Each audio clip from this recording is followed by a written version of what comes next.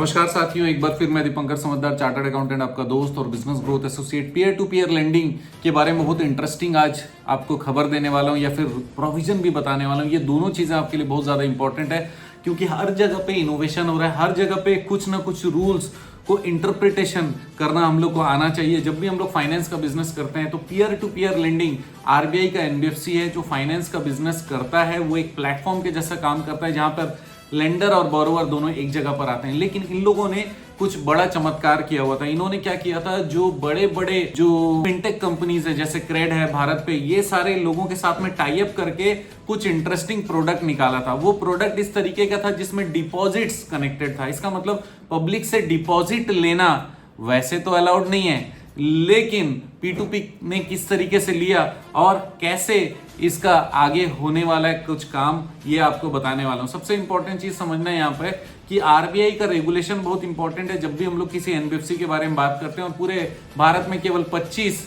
ऐसी NBFC peer to peer lending platform है जो कि अलाउड है।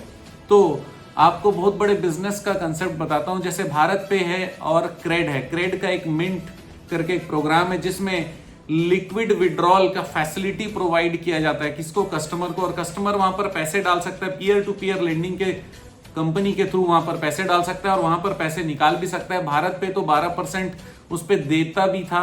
अब 31 मार्च से उन लोग आगे नहीं दे पाएंगे। क्यों? क्योंकि पीयर टू पीयर लेंडिंग का जो एसोसिएशन है उन्होंने डिसाइड किया कि ये चीज आगे कैरी नहीं करना है। और नहीं करने के पीछे 2-4 कारण है। वो कारण भी हमको पता रहे, इंटरप्रिटेशन भी पता रहे। सबसे पहली बात ये कि ये जो पीयर टू पीयर लेंडिंग में क्विक विड्रॉल वाले एक फैसिलिटी है, एक क्विक लिक्विड विड्रॉल का फैसिलिटी है जिसमें आप पैसे वहां पर पीयर टू पीयर लेंडिंग में जमा करके रख सकते हो कि जिस भी समय वो डिसबर्समेंट होगा उस समय डिसबर्समेंट होगा, उसके बीच का भी आपको ब्याज मिलेगा। इस तरीके का एक स्कीम इन लोगों ने बनाया हुआ था और वो स्कीम के लिए इन लोगों ने फिनटेक से टाई अप किया हुआ था। अब फिनटेक का जो कनेक्टिविटी है उसमें बिजनेस में 25 to 30% disbursement peer to peer का इस मोड से आता था, जो कि क्विक विड्रॉल वाले फंडे से, क्विक विड्रॉल वाले प्रोग्राम के थ्रू उन लोग लेते थे। लेकिन अब क्या हुआ, deputy governor of RBI mister Rajeshwar Rao ने ये बोला कि भैया रूल्स एंड रेगुलेशन के अनुसार में काम नहीं हो रहा है। प्रूडेंशियल नॉर्म्स ये कहता है कि आप डिपॉजिट ले नहीं सकते और किसी भी तरीके से ब्याज देना, इसको अलग से एक धंधे जैसा बना लेना और इसमें अलग से डिपॉजिट के जैसा फील लाना, ये अलाउड नहीं है। और किसी भी तरीके से ये बेसिक रिक्वायरमेंट से अलग चला जा रहा है। पीयर टू पीयर लेंडिंग का कंपनी का बिजनेस का सोच ही अलग है। उसमें डायरेक्टली जो जरूरतमंद है, वो जरूरतमंद जो पैसा कमाना चाहते हैं और जो पैसा लेना चाहते हैं, दोनों को एक जगह पर लाया जाता है और पैसे को बहुत दिन के लिए इन्वेस्टमेंट के मोड से कहीं पर भी लेना नहीं है, क्योंकि प्लेटफॉर्म उससे कुछ भी डायरेक्टली नहीं कमाना चाहिए। वो एक अलग अकाउंट में चला जाता है, उस अकाउंट के थ्रू ही डिसबर्समेंट होता है। लेकिन बीच में P2P ने ये रास्ता निकाला था। ये रास्ता अभी बंद कर दिया गया और ये रास्ता 31 मार्च के बाद में नहीं किया जाएगा। और ऐसा क्यों हुआ? क्योंकि आरबीआई की टीम की एक स्क्रूटनी हुई थी रूल्स रेगुलेशन और जो ये ऑपरेशंस हो रहे थे उसके लिए, और उन्होंने ये पाया कि कहीं ना कहीं पे बेसिक रूल्स यहाँ पर डिफाई हो रहा है, बेसिक रूल्स यहाँ पर फॉलो नहीं हो रहा है। इसी कारण ये चीज चले जा रहा है। क्यों? क्योंकि क्या हो रहा है कि अच्छी बड़ी कंपनी तो अपनी जगह ठीक है, लेकिन कोई दूसरा भी इसका फायदा उठाकर पब्लिक से पैसा ले ले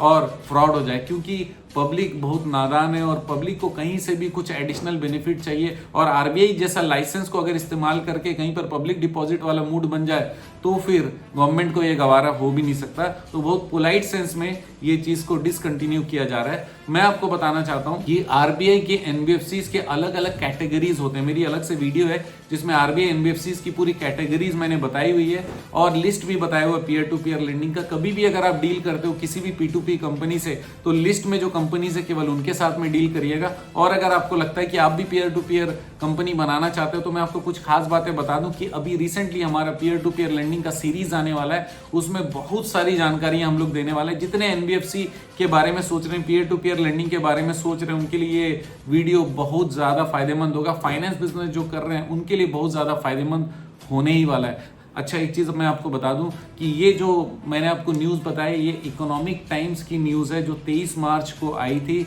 और ये न्यूज बहुत इंपॉर्टेंट भी है और लोगों को भी ध्यान में रखना चाहिए। कोई प्लेटफॉर्म अगर गलती से ये डिपॉजिट लेना जारी रखता है तो प्लेटफॉर्म की गलती ही मानी जाएगी। स्टिल आपका पैसा बहुत इंपॉर्टेंट है, आप पैसे मत लगाइएगा। आप ट्रेनिंग के लिए, कंसल्टेंसी के लिए, रजिस्ट्रेशन के लिए या कंप्लायंसेस के लिए या कॉर्पोरेट मोटिवेशन और ट्रेनिंग के लिए आप हमारे साथ कहीं भी कनेक्ट हो सकते हैं, क्योंकि आप जानते हैं मेरा मिशन है हमेशा आप लोगों की मदद करना और समय पर सारी जानकारी देना। वीडियो को शेयर जरूर करिएगा, बने रहेगा हमारे साथ। आपका दिन जबरदस्त और शुभ हो।